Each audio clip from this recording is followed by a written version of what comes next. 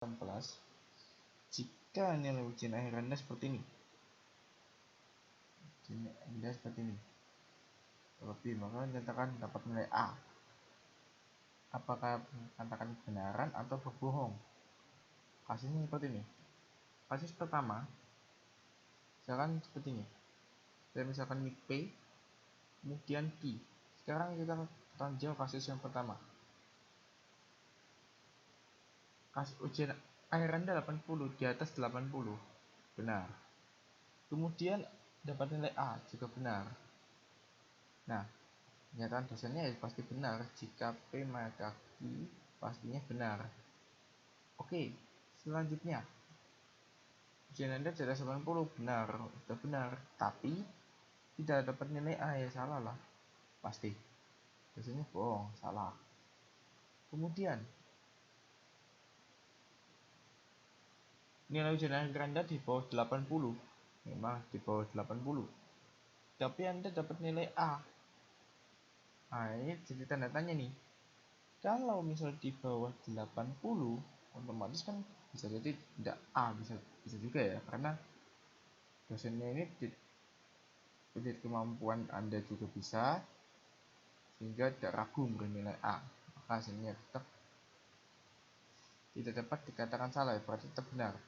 Kemudian salah yang terakhir, ya kasusnya tetap benar. Kita lihat. Nah, false true, kemudian true, false dapat false. Dari mana false true-nya ini? Dapatkan true. Dilihat pada kasus yang ketiga. Nilai ujian akhir Anda di bawah 80. Hipotesisnya memang salah, tapi Anda juga dapat nilai A. Dapatnya benar.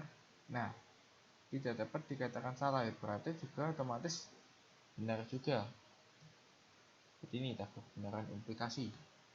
Oke, untuk cara menyatakan implikasi ada banyak. Pertama ini, jika P mengakibatkan Q, ini ada sebab ada akibat. P jika Q, hanya jika dan hanya jika ini akan dibahas di P implikasi. P syarat cukup bagi Q agar Q syarat perlu bagi P juga bisa. Q bila mana P. Contoh seperti ini. Misalkan Anda berusia 17 tahun. Y, Anda memperoleh SIM. Kasusnya seperti ini. Syarat cukup agar Anda memperoleh SIM adalah Anda berusia 17 tahun. Syarat cukup agar Anda memperoleh SIM adalah Anda berusia 17 tahun. Itu setara dengan jika Anda dapat SIM, maka Anda 17 tahun. Seperti itu. Maka hasilnya X, jika X maka Y. Ini tinggal dilakukan implikasi. Yang kedua, jika Anda tidak memperoleh SIM, maka Anda tidak berusia 17 tahun. Ini kan sudah ada bagian X sama bagian Y, tinggal dibuat lawan aja. Anda tidak memperoleh SIM, maka negasi Y. Jika ada maka menggunakan implikasi. Mana? Kemudian Anda tidak berusia 17 tahun di bagian X, kemudian negasi X. Tunjukkan bahwa P dan Q ekuivalen dengan logika ini. Negasi P atau Q. Tabel di bawah seperti ini. Boleh bahwa P ekuivalen dengan ini. Dengan kata lain, pernyataan jika P maka Q ekuivalen dengan tidak P atau Q dibuktikan dengan tabel kebenaran. Ini membuat negasinya dan membuat implikasinya seperti yang sudah saya jelaskan. Kemudian membuat negasi P atau Q. Ternyata ekuivalen. Ekuivalen itu apa? Sama di antara dua tabel kebenaran ini. Tentukan lingkaran dari atau negasi dari P dan Q. Lalu gunakan hukum De Morgan untuk menentukan lingkaran P dan Q. Dari jika P maka Q. Jika P maka Q, kita dikasih negasi. Negasinya seperti ini, negasinya dikasih negasi karena kan tanyakan negasi dari jika P maka Q. Kemudian juga hukum De Morgan juga jangan lupa, kasih hukum De Morgan seperti ini, negasi P dan Q, maka hasilnya seperti ini. Jadi P jika P maka Q itu setara dengan, ekuivalen dengan P dan negasi Q. Selanjutnya, implikasi dalam bahasa pemrograman. Bahasa pemrograman juga if dan then juga diperlukan. If bla bla bla, then aksinya apa? Jadi hasilnya jika yang di sini yang saya kasih warna orange ini bernilai benar, maka apa yang akan dijalankan? Misal, jika B, ada tutorial dalam bahasa pemrograman juga, mod 2, mod nanti akan ada juga di bahasa pemrograman. Misalkan ini aja deh, jika X sama dengan 2, maka ini nanti larinya ke arah, lari bisa ke arah database juga bisa lari, tapi hanya lebih simpel aja. Misalkan jika usernya sama dengan admin, dan apa hasilnya? Misalkan login sukses. Implikasi, apakah implikasi dalam bahasa pemrograman ini juga bisa digunakan seperti konjungsi disjungsi juga bisa. Misal, jika usernya admin and passwordnya admin, jangan ini, passwordnya admin, maka dan apa hasilnya? Misalkan login sukses, contoh login sukses. Nah, di dalam login sukses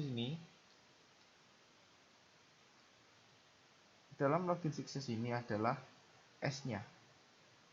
Kemudian user admin, passwordnya admin, ini adalah T. If C dan S, ini nanti C-nya bisa berlari ke arah konjungsi, bisa berlari ke arah disjungsi, seperti itu.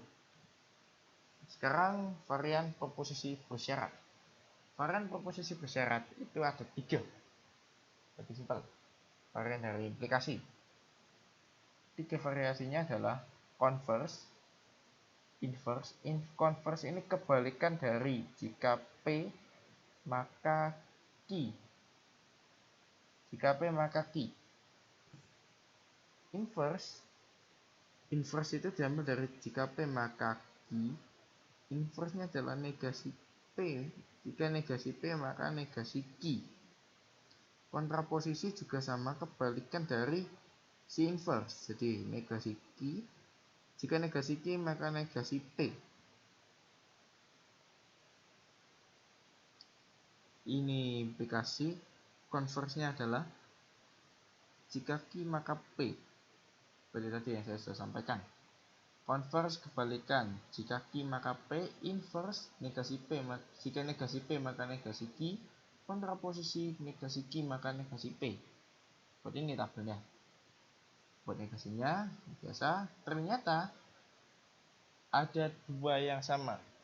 Jadi bisa kesimpulannya, jika P maka Q itu ekuivalen dengan jika negasi Q maka negasi P. Kemudian ada lagi di converse dan kontraposisi, ini juga sama. Lalu kontraposisi juga sama. Kemudian untuk converse dan inverse juga ada kesamaan juga. Seperti itu. Contoh, Tentukan konversi inverse dan kontraposisi dari pernyataan berikut. Jika Amir punya mobil, maka ia orang kaya. Kalau cara saya, ini kan sudah ahli nih, sudah tahu inverse kontraposisinya. Nah, saya misalkan P. P-nya apa? Amir punya mobil. Amir punya mobil. Q-nya apa? Ia orang kaya. Nah, di dalam converse inverse proposisi juga sama pola permainannya. Jika Q maka P. Jika ia Amir orang kaya atau ia orang kaya, maka ia punya mobil. Inverse negasi P maka negasi Q. Jika Amir tidak punya mobil, ia bukan orang kaya atau ia orang tidak kaya. Salah. Betul. Kontraposisi, jika Amir bukan orang kaya, maka ia tidak punya mobil. Sekarang saya akan berlanjut ke bikondisional atau biimplikasi. Biimplikasi itu dinyatakan bahwa P jika dan hanya jika Q. Notasinya adalah seperti ini. Notasinya, tabelnya juga sama. Ini ya jadi penting. Pernyataan P dan Q adalah benar. Pernyataan P dan Q adalah benar jika P dan Q mempunyai nilai kebenaran yang sama. Jadi true akan menghasilkan true, benar. False akan menghasilkan true. Dilihat dari hukum ini.